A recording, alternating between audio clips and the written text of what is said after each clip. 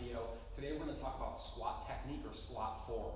The squat is a very basic exercise, and it's so basic that a lot of times it gets overlooked when being taught. So a lot of times you'll go into a class or a workout and you'll have squats on the board, but you don't actually have any instruction on how to do them. Similarly to a push-up, they're such a basic exercise that we've been doing for so long that teaching gets neglected, but there are some key components to doing a proper squat. So I want to give you guys those cues. There's a lot of squat challenges out there on the internet, and it's great to do those, but I want to make sure that you do them with proper form. So if you've never heard any specific cues on how to do a proper squat, this is going to be a good video for you.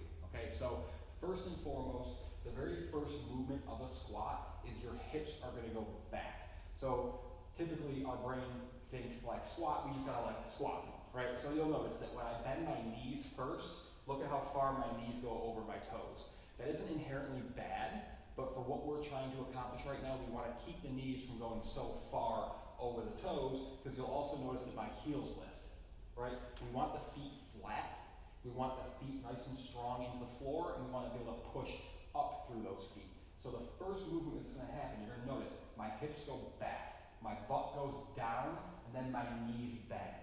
That puts the weight in the heel of my foot, and I'm standing up nice and tall with my back straight. And then I stand up, engage the glutes, finish the stand. Don't stand up to here. The full movement is standing up tall, engaging the glutes at the top. Okay? You'll notice I extend my arms out in front. This helps counterbalance some of the weight that I'm putting in my heels. I'll do it again. Hips back, butt down, legs bend, arms forward, and then come back up. I'm going to do it one more time with my knees going forward and my heels lifting off the ground because I just bent my legs. Right now you can see the difference. One other thing I want to mention, a coach can give you as many cues as they want until they're blue in the face, right? If you have certain flexibility limitations, then you can only go so far in your depth, and you can only work with what you have, okay? So some of us may be very good at bringing our hips back, butt down, and bending the legs.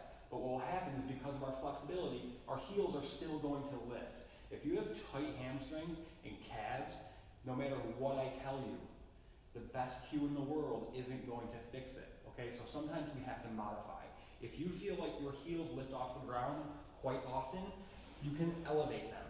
I like to do this with like, honestly, something a little bit thicker than this. This is kind of all I have for the video right now, but something a hair thicker than this, if you can put your heels on it and compensate for that lift that's usually happening, you're going to get a lot more out of this exercise. So I'll show you here, heels are lifted, but everything stays the same.